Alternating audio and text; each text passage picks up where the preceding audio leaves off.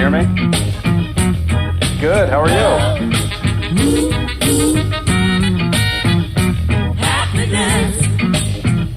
Cool. Sounds good.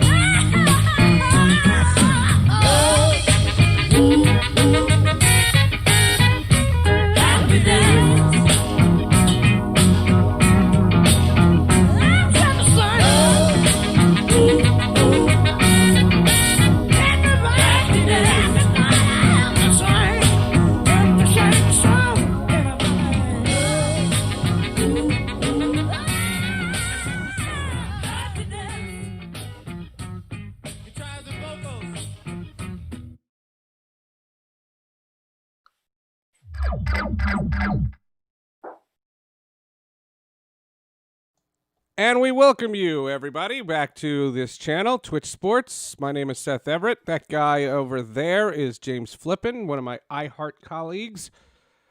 How you doing, James? What's up? I'm good, Seth. I'm just kind of enjoying some coffee here. It's a Friday, which is always good, and looking forward to the weekend and looking forward to talking about some Mets. I never get enough Mets talk because there's always kind of some other sport that's going on. And usually my dad and I would kind of do it, but, he lives down in South Jersey now. I'm up here in North Jersey. It's, few and far between. We talk on the phone, don't see him quite as often. Sure. So it's nice to be able to kind of chat some baseball, I guess. I am so scared to see my parents. My parents are ridiculously high risk. And I'm very careful. I mean, I'm not a panicker. Like, I'm not overkill, but I take it seriously, and I wear masks, and I barely go anywhere.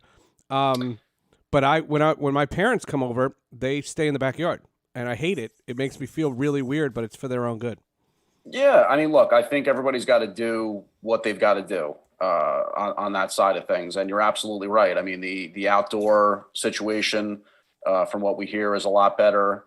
And you got to take that into account. It's smart of you to be thinking, I think, along that side of it, because it really seems like it's more that type of thing. Like, the more at risk you are, the more potentially really serious symptoms you're talking about. So no, and my parents, I think, understand. I think they always seem so disappointed. And my father, and I don't want to go on a tangent here, my father has Alzheimer's and he forgets. So when he comes to see us, he hugs us, or he goes to. And right. I hate it. I just, because I hate telling him that, and it's the worst feeling. Yeah, that's really, really tough. I mean, look, first of all, I'm sorry that you deal with that, because having, had a grandmother, my grandmother dealt with, dementia at the end, not really like, hardcore with the Alzheimer's. And I have a family member who is dealing with it now. It's really tough. And one of the hardest things is kind of like, exactly what you're talking about, the inability to sort of like communicate certain things. And especially for somebody like you and somebody who talks for a living, you know what I mean? Like it's all about communication and kind of like your ability to explain certain things. So that's a weird reality to face. I could do a whole show on Alzheimer's. It's fascinating. Before we get into the how this came about, I just want to get a couple of business things taken care of. First of all, if you've seen, we've done a facelift on the channel. You can subscribe to the channel now. That's a new thing, and we have our latest subscriber there. You can also follow the channel. You'll be noticing we're going to do shows, I would say, pretty much every day. They're just going to be different times every day because I work for a goddamn living, and I don't know how often I can do this, but I can promise a show every day, including I have this video interview for Monday with the longtime umpire, recently retired John Hirschbeck.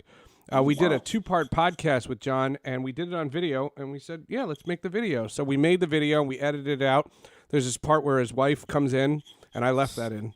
We took it out of the podcast, but I left it in just because it's funny. So that's going to air on Monday. And so, like I said, so follow the channel. You can also see links to some of the other things that I work on, Sports with Friends, the podcast, also the Hall of Justice, the podcast. And I had one of my podcasting idols on the Hall of Justice. This guy, Ralph Garman, used to be on K-Rock in L.A.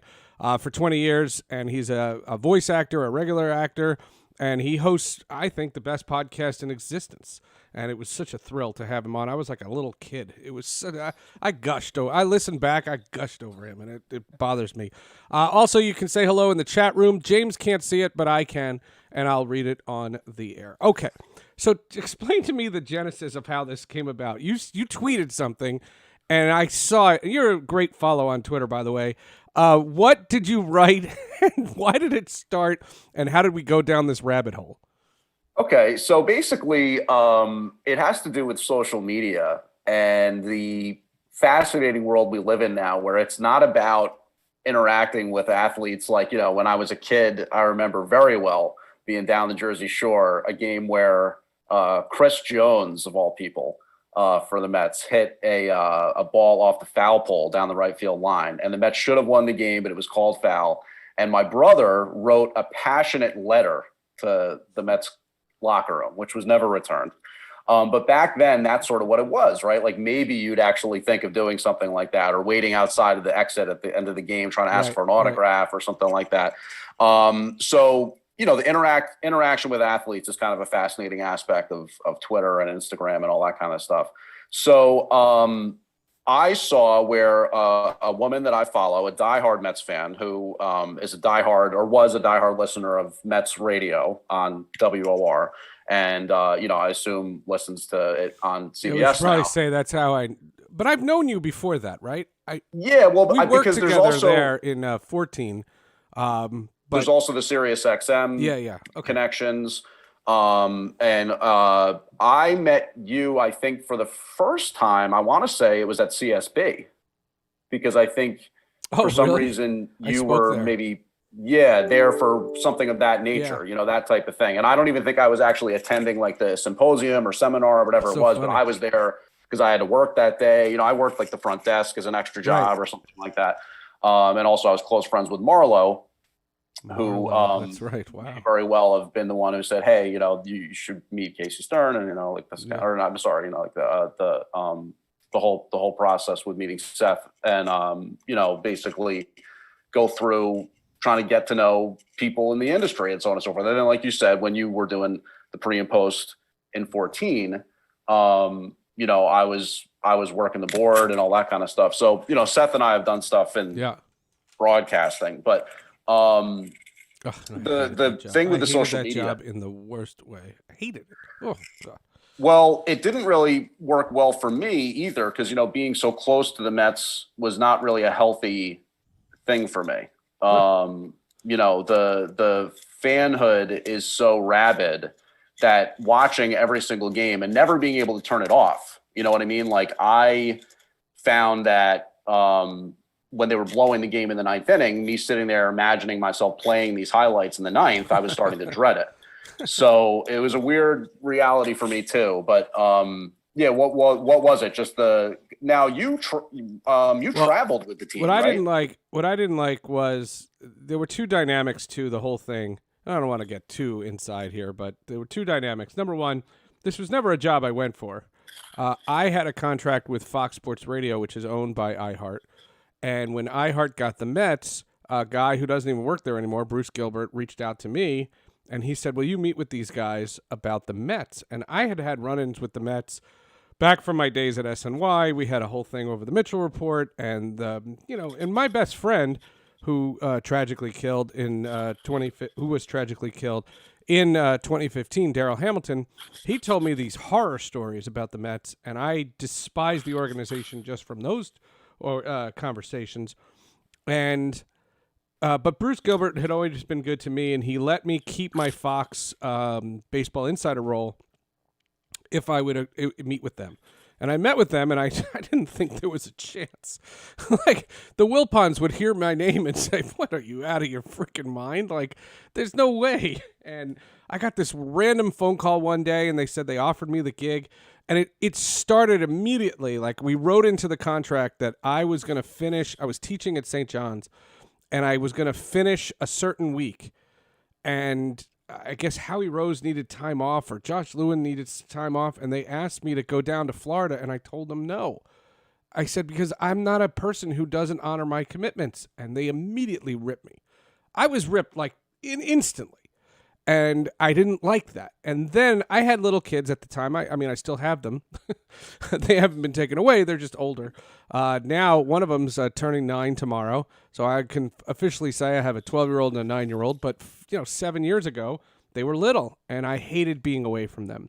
And I hated the homestands more than I hated the road trips. The road trips were awesome. The people were amazing. The road trips were great. You stayed in these 5-star hotels and you could sleep till noon. It was fantastic.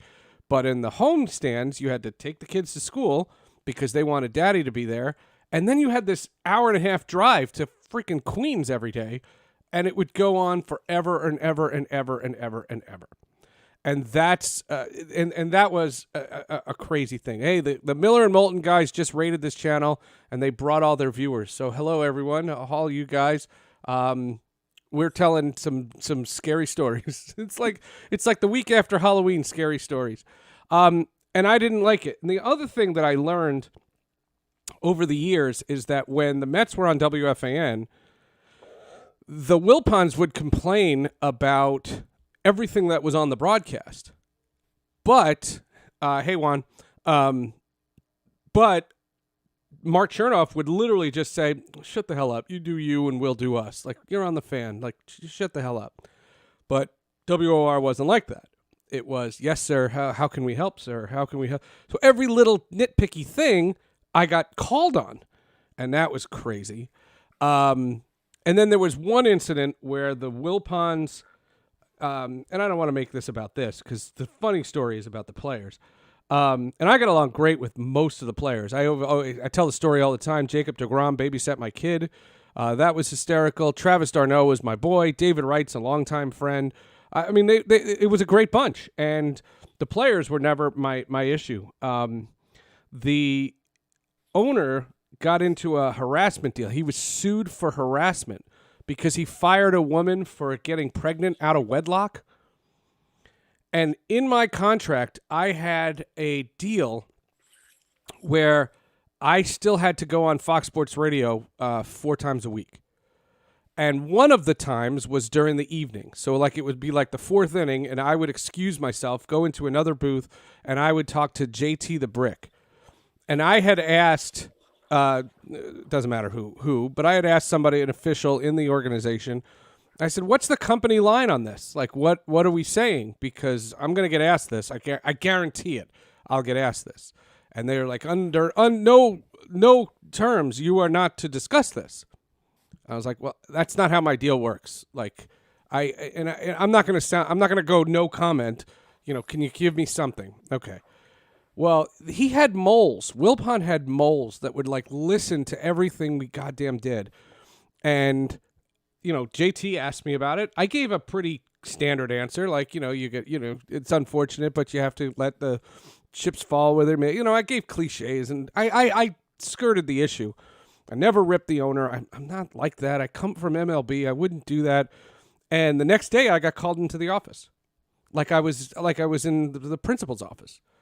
And I go in there and they were like, you were told not to talk about this. And I was just like, I told you I couldn't avoid that. And I asked you for a standard line, and I'm sorry, but you didn't give that to me. I said, I was upfront with you. I was transparent with you. And I got a talking to. And I remember walking out of the building, and Wilpon was sitting like down the hall, and he heard me. And I said, oh, so this is how this team works. He harasses somebody, and I get in trouble. This is a hell of an organization. And I walked out. Mm-hmm. And I think right then and there, like my name was Mud. I think the people who worked there for like 20 years, they're sycophants and they kiss ass. And that's just how they get their standing. And if that's what makes it great, okay, that's not what I got the sense of. And well, you know what, Seth? I mean, I think that the reality is that over the last 10 or 15 years, I guess maybe more like and like you said, you don't want to make the whole thing about this, but as Jeff got, we were going to talk about the players. I just wanted but Jeff got more of the keys to the kingdom for sure. And it sort of just continued to come out, all the bad stuff, whether it was Pedro's book, the kind of stuff that you're talking about, other read between the lines type stuff. There's actually probably a pretty good segue here in terms of the story you're going to tell about Syndergaard and the tweet. And that was the year after. That was the year after. So that's a good transition. So I leave at the end of 14. I have this massive fight with OR, and I basically got bought out. My contract was over. I hooked on with NBC Sports about 6 weeks later, and I was thrilled. Those guys were nice, and it was covering the whole league again, not the team. But it's actually very poignant because it's in the news right now, and that is ESPN. This has to do with ESPN because ESPN laid off yesterday 300 people, and they also eliminated 200 open positions. You know how they put on like job sites, open jobs at ESPN? 200 of them are not going to get filled, even though they've got dozens of applicants. It's awful. Yeah. And this is the third time since 2013 that ESPN has done something like this. And the first time was in 2015. It might have been the second time. And it was the day that ESPN had laid off like 500 people. That was the day Jason Stark got laid off, which I thought was a crime against humanity. Yeah, I remember that day. It was awful. And I didn't like people taking shots at the media. And if you think about it, it's 2015, so it's pre-Trump. Fake news wasn't a thing. Like it wasn't. The media was not getting assaulted every day. And I defend the media all the time. I don't care who, Republican, Democrat, purple, green, it doesn't matter to me. I defend the media. And Noah Syndergaard, when he came up, I never saw him because he wasn't on the team in 14. So I don't know him personally. And what I thought was weird was how he would ingratiate himself with the team. He would have little fights with Mr. Met. He was going on SNY all the time. He was doing all these videos. He was like, he adopts the name Thor, and I'm a superhero nut. So I was like, Thor, you're Thor. And he was that. And then he gets hurt. He gets a pain in his elbow, and they have him, and he refuses an MRI. And the reporters, the good reporters, very good report, Christy Ackert and Mike Puma. Christy's now at the Yankees, but Mike Puma's there. Mark Carrig is there. He's not covering the Mets beat anymore. Jared Diamond, all these great guys. They're all surrounding Syndergaard's locker. And not only did he say he wouldn't talk, but he says to Jay Horowitz, he says, get your minions out of here. Or get your minions away from me. That's what the line was. And I saw that, and so these guys tweeted that, and I said, isn't it funny how the first sign of adversity, and this guy stops being Mr. Chummy, I said, you can't have it both ways. And I said, for a guy who likes to commission himself as Thor, I'm a pretty big expert in the Marvel Universe. He reminds me of Squirrel Girl. And that didn't get me blocked. That was not what got me blocked. Nope. Wow. Okay. No, it was 3 days later. And 3 days. Remember, and Terry Collins and I spoke all the time. I still speak to him, not as often now. You did the daily spot with him. I speak to Terry all the time.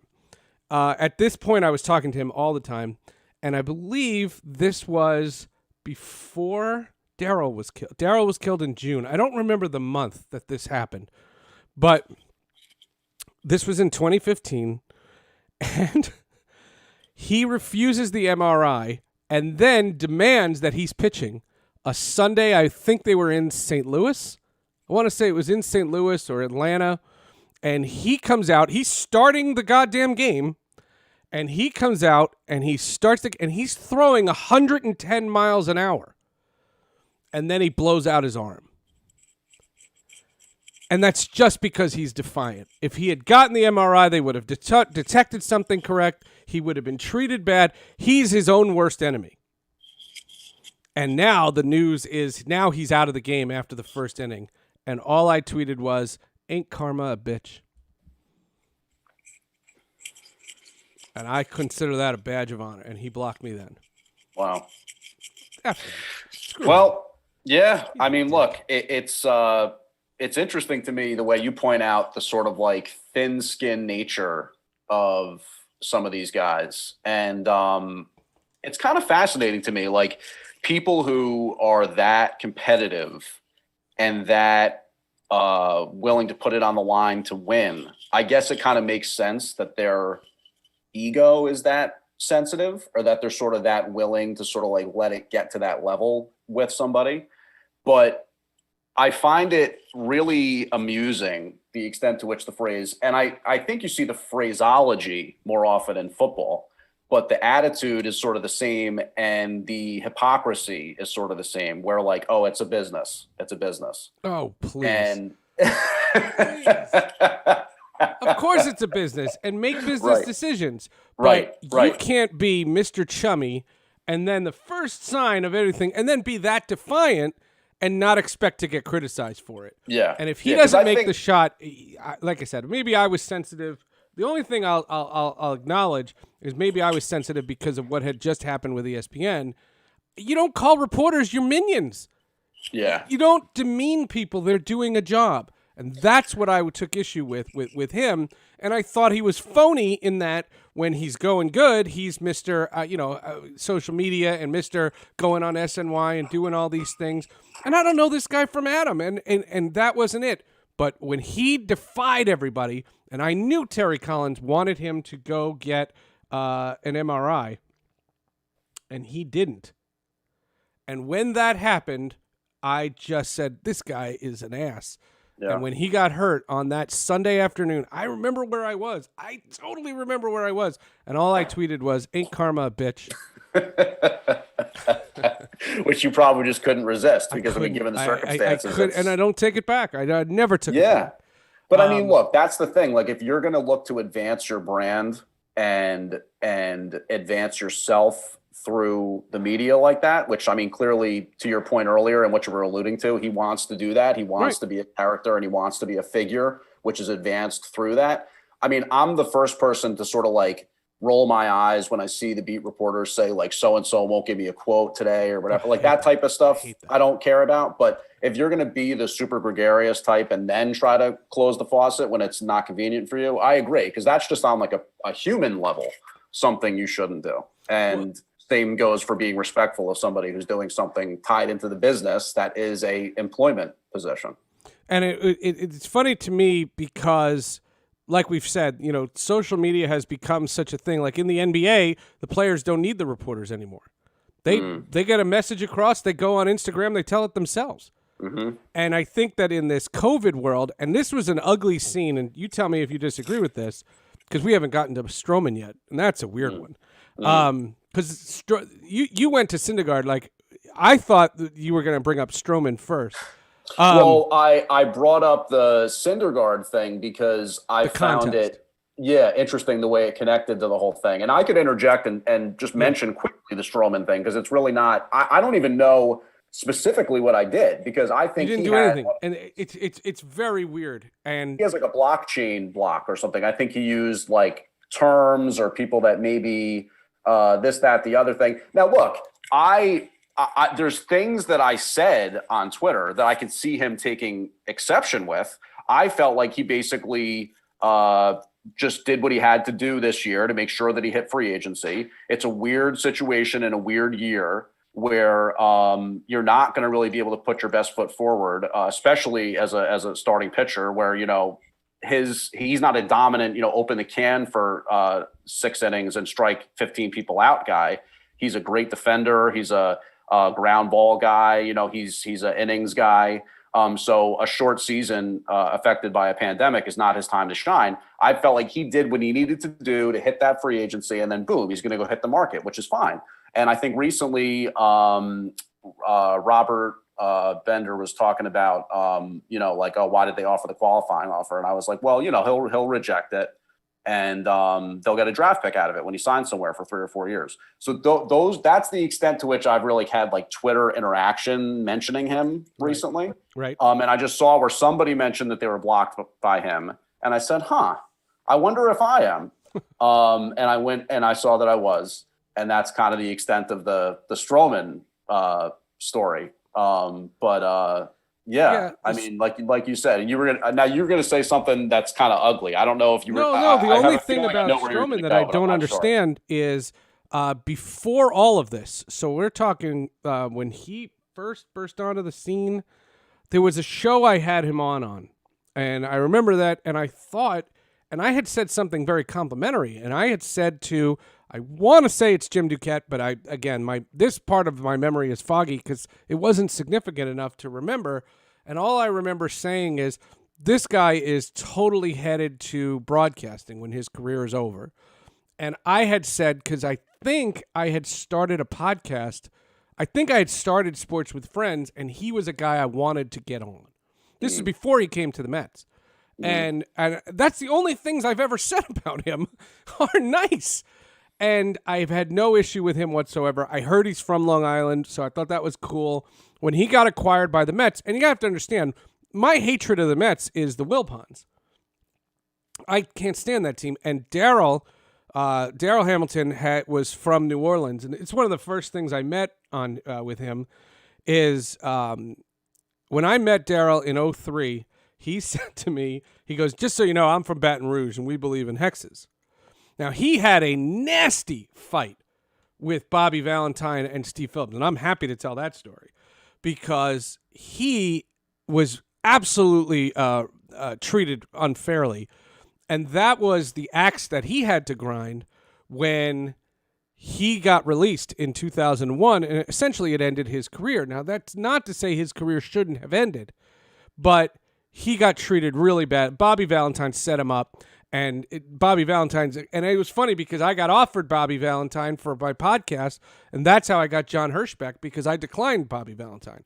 I'm not having a conversation with that asshole. No way. And he comes from the the Tommy Lasorda school, and Tommy Lasorda's a dick. And I'll tell you a Tommy Lasorda story. Tommy Lasorda is a psychopath. And the crazy part about we're just bringing all of them out. And the thing with Strowman was when he got acquired by the Mets, I checked him out on Twitter, and that was the only time I had ever checked him out on Twitter, and he blocked me. And I can honestly say I have never said, the only thing I can think of is he got the block list from Syndergaard. It's the only thing I could think. And it bothered me. It bothered me a lot. I followed him with my burner account. I have a burner account. I love it. I love my burner account. My burner account, I can say the most disgusting things I've ever wanted to say. I can scream because the one thing I've stayed away from is politics for the most part. And I don't understand how I have lost easily 600 followers during the pandemic because I've tweeted things like wear a mask. Wear a mask. Wear a mask. And I'm a socialist suddenly. And I'm pretty down the middle. And the other day I tweeted, I was at the Jets game, and the Jets were playing not the Broncos, the 49ers. And I just said, I think the Meadowlands could have 7,000 to 10,000 people in this building completely safely, and it would change the whole atmosphere of the building. And I think you can do. And I got called a conservative. I was like, what? I was like, no, I'm neither. That's ridiculous. And you can't win with that. And that's when I created a burner account. And I just said, because what I don't like is I don't like racism. I have nothing against Republicans. And I've told the story before on Twitch. I met President Bush the second President Bush, when he was in office, when he was the leader of the free world. And I met him at the the opening of the Nationals Park. He couldn't have been cooler. And it's a great story, and I've told it so many times. But he was so nice, and that doesn't mean he did wonderful with Katrina, and that doesn't mean he was right on Iraq. But it's not the point. You can have disagreements with a politician and not despise the guy. And that's the thing that I don't understand about this virus, which is, when did it become, well, I know when it became political, but this idea that I want my friends to be safe, so I say wear a mask. But that's not political.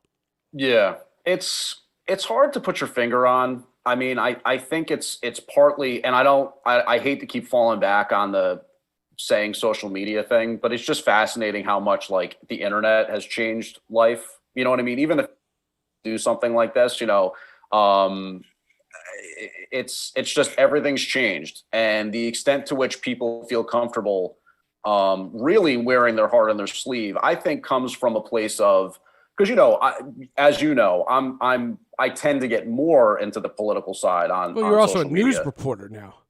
Right, that's true, and I don't do it. I don't even tweet about it as much as I used to when I was the board op for the Mets, because I felt like I could opine more about politics. It wasn't my place of business or whatever. So you're right. I mean, there's things that I'll mention now that I think are interesting to me, or I'll retweet things that are interesting to me, almost because somebody might be interested in reading it, type thing. But I think it's such a parallel track to sports in some ways. It's almost like SEC football or something, because people are so passionate about their at the SEC football, where it's your constitutional right to play football, despite the fact that 35 people on your team have the virus.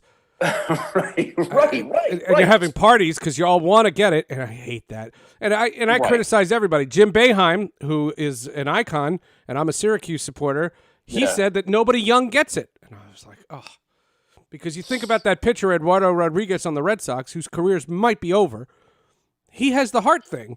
Yeah, it's all from COVID. You can't say young people don't get it. Well, now what is exactly the story with Eduardo Rodriguez? Because I had read where he has a congenitive heart defect that might have been actually discovered because he got infected with. But that was the point. The point was he got it, and he immediately was out for the year. He was out for the year, and now you're getting guys who, the dude on the Giants, he gets quarantined. He'll be back next week, and the team plays on. And right. No, but you're right. There's no consistency. That's all I ask for is consistency. And the thing with the college is the kids aren't getting paid, and if the campuses are being deemed unsafe, to keep those players out there just because you want to make a buck is that's putting them out as sacrificial lambs. It's not the NFL. The NFL, they're paid handsomely, and they all had an opt-out. It's very, very different. I'm against college football. I'm all for the NFL. I do tend to. I'm not sure exactly how I feel about all of the stuff you're saying, but I do tend to have a lot of common ground with the college football thing, because to me, it's basically minor league football, and yet you're compensated with the degree to the extent that you take advantage of it. But of course.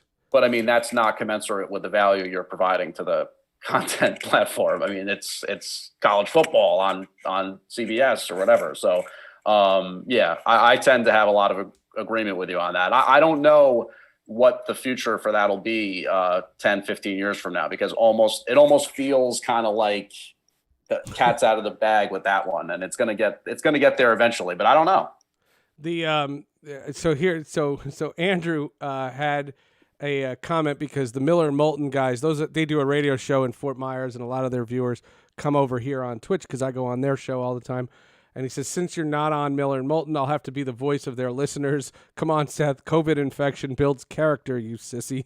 That's right. We did get a request for the Tommy Lasorda story. I'll tell the Tommy Lasorda story real fast. So Tommy Lasorda, he's absolutely out of his mind. He was at the World Baseball Classic in Japan. So Daryl and I went in, I think it was 05 or 06. We went to the... that was the first one, right? No. It was the second one. The second one, okay. Because I had gone to Japan for the MLB versus Japan All-Star Series, and that's one of my favorite trips of all time. That's where I was on a bus. I was on an airplane with Barry Bonds, Jason Giambi, Bernie Williams, Brad Penny. I met Art Howe there. It was so Jacques Jones I met on that trip. All these great guys. Barry Zito was on that trip. It was so much fun. That's cool. And it was a great that I could tell all these stories from Japan. But they said to me, since you have a passport and you've been to Japan, you know where you're going. You do the wing that's in Japan. And so Daryl and I got sent to Japan. We loved it. We couldn't wait to go back. We were so excited. And we go there, and here's Tommy Lasorda.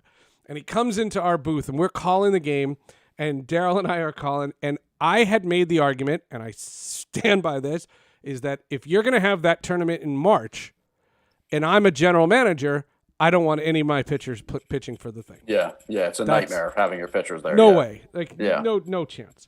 Yeah. And Tommy Lasorda thought I was a communist. He said, "That's crazy. It's your American duty to represent your country. What kind of a patriot are you?" And he got really animated. So I was like, okay, differing opinions. He's an old man. All right. And we move on.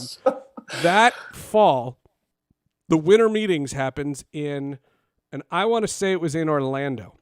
Okay. I want to say it was in Orlando. They're all kind of bleeding together. But right. We're in Orlando, and I'm doing a stage show.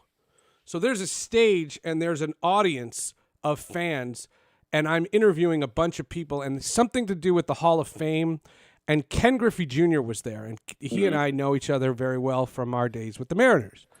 He agrees to do an hour with me. And God, I wish I had this audio. Yeah. He and I did this this hour on stage. And we started talking. We were taking questions from fans. And you said this was 2006? I want to say it was 2006. It was after the World Baseball Classic. Okay, yeah.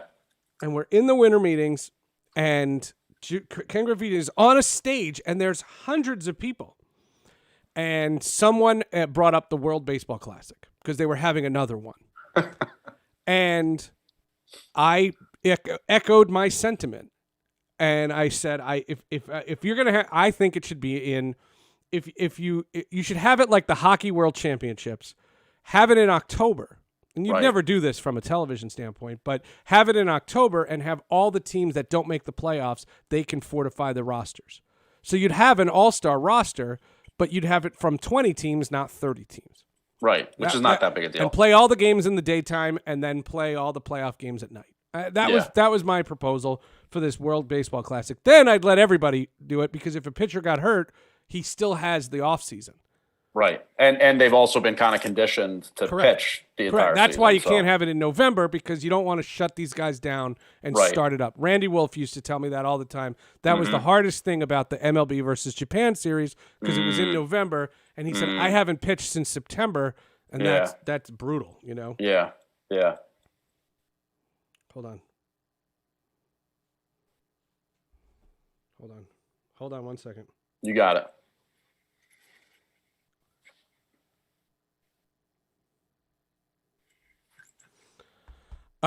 Okay. Sorry, the kids at school, the whole thing. So they're actually are they doing the hybrid thing? Yeah. So I've got my little one, she's in the kitchen, and my big one's upstairs, and they're asking me questions. Nice. Hold on. So we're on this stage. We're on this stage, and the guy says, what's your thought on the World Baseball Classic? And I made that comment, and I reiterated exactly what I had said. And all of a sudden, from the back of the room, you hear this guy screaming at the top of his lungs, "You don't know what you're talking about! You're out of your mind! That's unpatriotic!" That's and I was awesome. Like, and I'm and I go like this, and I go, "Who is that?"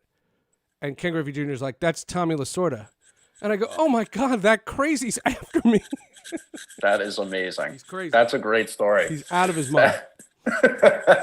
Well, I mean, look, I think that there's probably some interesting stuff going on there that you could get into in the cultural sense, kind of all that you alluded to. But, there's also this whole thing of not thinking about like athletics the same way, right? And like pitching and innings totals. And, like I'm sure Tommy Lasorda probably didn't think twice when looking at the stat sheet and seeing that Doc Gooden pitched, however many hundreds of innings he pitched in 84 and 85 or whatever, which probably had as much of an impact on his, demise as drugs did in terms of his shoulder injuries and stuff like that. So it's just one of those things, you know what I mean? You talk about like the the new age versus the old school and all that kind of thing. It's cultural, and there's also different understandings of, that's the because thing. that makes a lot of sense right. to me. You don't want to shut it down for 2 months and then ramp it back up, especially as a pitcher. They probably have to keep throwing up, maybe trying to throw on the side in the meantime, which doesn't really give them any time to rest or whatever. Who knows? And I did a podcast with Fred Clare, the former general manager, who's 84 and a cancer survivor, and who's so nice and he's so religious. And he comes in and he's talking about his love of Tommy Lasorda, and I just bit my lip. I just yep. That was good of you. That was nice. So nice. So that nice. was nice of you. That's good of you. That's good. Yeah, some people wouldn't be able to do that, so that's good of you. Totally, exactly. I don't know. And Manfred's mad at me now too, and I love that. That's why I said, like, Strowman blocking me makes no sense, and that bothers me because I want to understand what I ever did to him. But Manfred is mad at me. So in 2019, the World Series, no. What's the Nationals one? The 18. No, Nationals was 19. Last year. Yeah, 2019. Yeah. I had a credential to go to the games in D.C. And I had this Syracuse gig, and there was a thing that it paid more money that I was going to go up to Syracuse for the weekend for a Syracuse Clemson game. And so, the rule with credentials is if you don't take your credential, if you're granted a credential and you don't pick it up, you can get blacklisted. But if you tell them, if you have to reach out and tell the PR people, I will not be attending this game, and then it's no big deal. Like that you can do. And so my argument has been, I emailed the John Blundell over at the league office, and I said, "Hey man, how you doing? How are things?" I said, "I can't get to DC this weekend because I have to go to Syracuse. It's the opposite direction, and I just wanted to give my seat to somebody else at the thing." And they were like, "Thanks, we'll update the chart and blah blah blah." And he says, "By the way," he says, "Manfred wants to speak to you." And I wrote back, and I was like, "Oh, cool! I'll bring my microphone. We could do a podcast." Yeah, right. And Rob Manfred and I used to go get drinks and pizza and beers. In 2002, I met Rob. He was a lawyer for the league, and we used to cover the almost strike of 2002. And I always said, with the passing of Jimmy Lee Solomon, who was another MLB executive, he's the guy who created the civil rights game and he created the futures game. And I always thought he was the next in line for commissioner. And I used to kiss his ass, and I never kissed Rob Manfred's ass. And I didn't think there was a chance he'd be commissioner. And he became commissioner, and that surprised me. And then there was a guy named Eddie Dominguez, who was an MLB resident security agent. He's a former Boston police detective. He gets a job with MLB, becomes a security agent. And then, on top of that, he gets named in the Mitchell Report as starting the independent investigation group, the MLB investigation group. Like they were going to have an independent investigator that was going to investigate steroids. That was what Senator Mitchell had suggested, and Eddie gets put on that, and he uncovered Anthony Bosch, and he broke the A-Rod story, and he got unceremoniously fired by Manfred, and then decided to write a book, and he wrote a book called Baseball Cop. And what I wasn't going to just assume, when I heard he was writing a book, I didn't say a word about it, but then he hired and he partnered with Terry Thompson and Christian Redd, formerly of the New York Daily News sports department. And those guys are two of the best investigative reporters in journalism. And they were brought on to corroborate all of the stories that Eddie was telling. So it wasn't just like a disgruntled employee doing a story. It was rated in fact. Right. And I did a podcast, and the way I did the podcast on purpose was I did 20 minutes with Eddie, but then I let Eddie go and brought on Terry and Christian to substantiate the claims. Right. and it paints That's an interesting way to do it. Manfred in an ugly light, like ugly like you wouldn't believe. And Manfred apparently is a subscriber, and that's cool. Yeah. And then when David Ortiz got shot, Eddie called me and said that was no accident. And I go, what do you mean? And he goes, I know who was targeting him. And he goes, I'll do your podcast again. And I said, sure. And I put Eddie back because Eddie had all the street cred. First of all, I had been friends with him for 15 years, and these people stood by him, you know, with all his crazy claims. And that's a great episode. The if you can find on Sports with Friends, I'm saying this to the whole people watching, if you can find this on Sports with Friends, I highly recommend that episode. It's just search David Ortiz Sports with Friends. You'll find it because it's crazy. He tells this story about this guy that was Ortiz's friend that was wanted by the FBI and he was hiding in Ortiz's basement. And the FBI does a raid on David Ortiz's house when David Ortiz was in a contract year, and Theo Epstein calls Eddie Dominguez and says, what the hell are you doing? I'm trying to sign the guy. Like, it's a crazy story. And then the 2006 Home Run Derby. You know how all the teams in the Home Run Derby, the players participating, they bring like their family members or their fathers or their kids onto the field? Yep. David Ortiz brought the guy. The guy that... And Eddie says, Poppy, that's not a smart idea. You know, he's wanted by the FBI. You're going to be on national television. And he says, if he doesn't come on the field, I'm not hitting. And Bud said, well, we need him hitting. And they put this guy on there. And I was like, oh, my God. Holy crap. And so anyway, so that's when Manfred wanted to speak to me. And I think he was mad about that. I think he was mad about the Ortiz one. So then I set it up where I was going to come in either late February or early March of 2020. I was going to come into the city. I wouldn't bring my microphone. I would put it in my bag, which is hard for you to do. Yeah. and I would go in, and I haven't even touched that little mobile thing. You know those little Marantz things that people use? I haven't used that in 7 months. Yeah. It's so weird. Yeah. But anyway, we were going to do it, and we were trying to find a day, and then the fucking pandemic hit, and that was it. And I haven't talked to him since. And then he started getting killed about COVID, and I was like, and people would have me on radio shows, and they were like, you didn't like him before COVID. and it was true. So like I said, enemies are badges of honor. I don't mind enemies. Yeah, well, I mean, look, and especially when you've been in broadcasting for as long as you have, and doing shows where you're not just, well, no, but you are showing some silver in the hair there, so you know. but I mean, at the same time, if you're out there putting out opinions and digging into stories for a living, you're not gonna.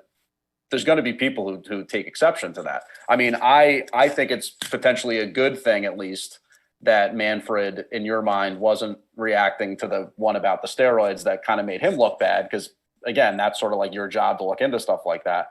But I guess he's got his differing opinion on the Ortiz side of it. I don't know. I don't know. I've never had the conversation, and I owe it to have that conversation. Right. But the funny thing was when he... You know, and he messed up again because during the World Series on that off day, on the Monday, what did he do? He talked to reporters and he brought up the $8 billion in debt they are. That's the rhetoric that you wanted to bring up?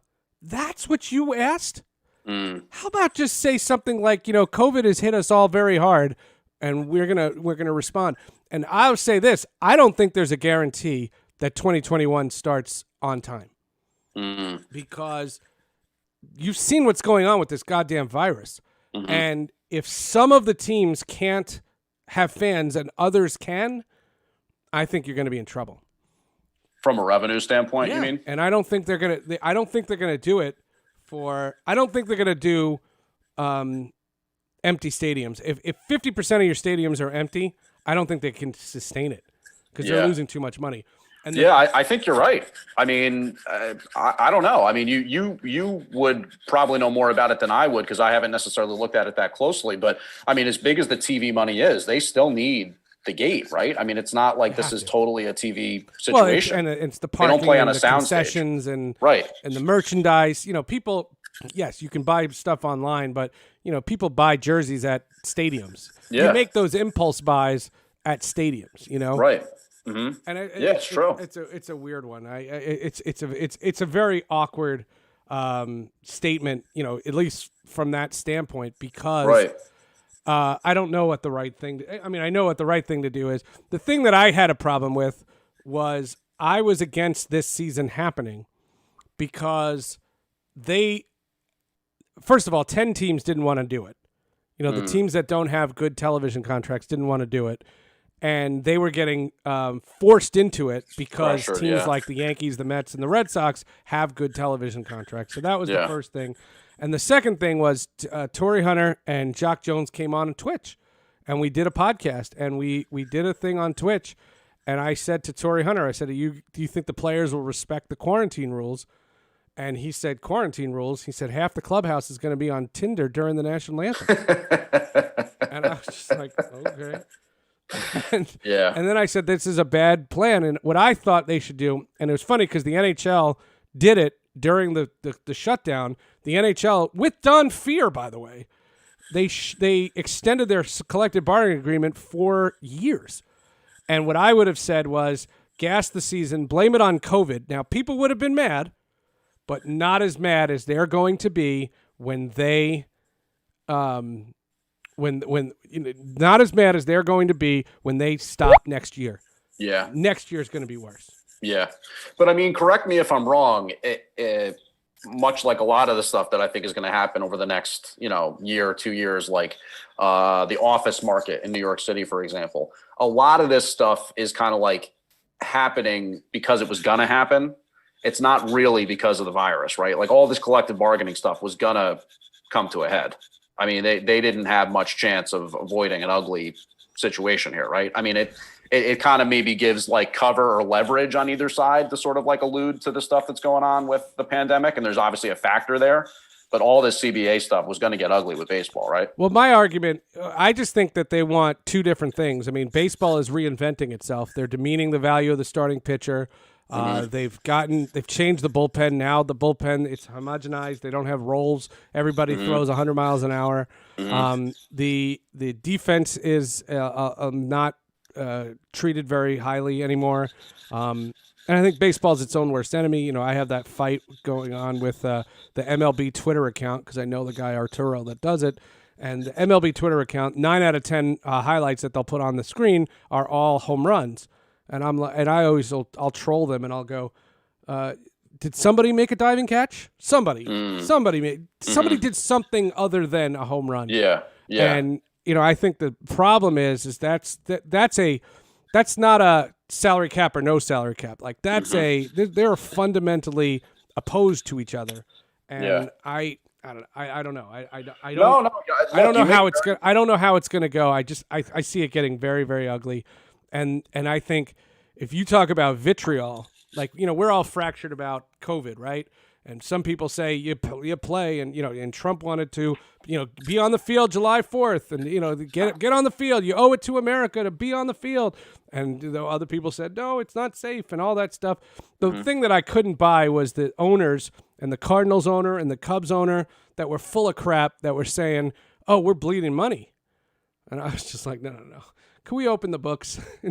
Can I see your revenues for 19, 18, 17, 16, 15? Like you've made so much money that you could take a complete loss for this season and you're still cash flow positive. So you're not broke and you could pay the players all the time. Anyway, I got to run because I got something. You got something. You got to work. How can people find you online? Seth. And block you on Twitter? Yeah, right. Yeah, you could follow me on Twitter and then decide to block me when you see what I tweet at Jamadrop, which is JAMADROP. And I also have a podcast, which is at radiomisfits.com, which is called Flipping Out Radio. And, I do that as often as I can. Very cool. But yeah, I guess Twitter's probably a good place to do it. But Seth, look, thanks for having me on. It was a lot of fun. This was a lot of fun. This is cool. I mean, I love stories, and you've got a lot of good ones. So that was good. Yeah, I was like, I could make them laugh. I know we could do these stories. That was I'm telling you, I'm gonna get off the call here and call my dad and tell him the Lasorda story. Oh, Lasorda, that's a true story, and he's a lunatic. Baseball wizard? No, he's no baseball wizard. That's a baseball bunch reference. All right, we'll see you. That's James Flippin. I'll see you after the weekend. We got more shows coming up.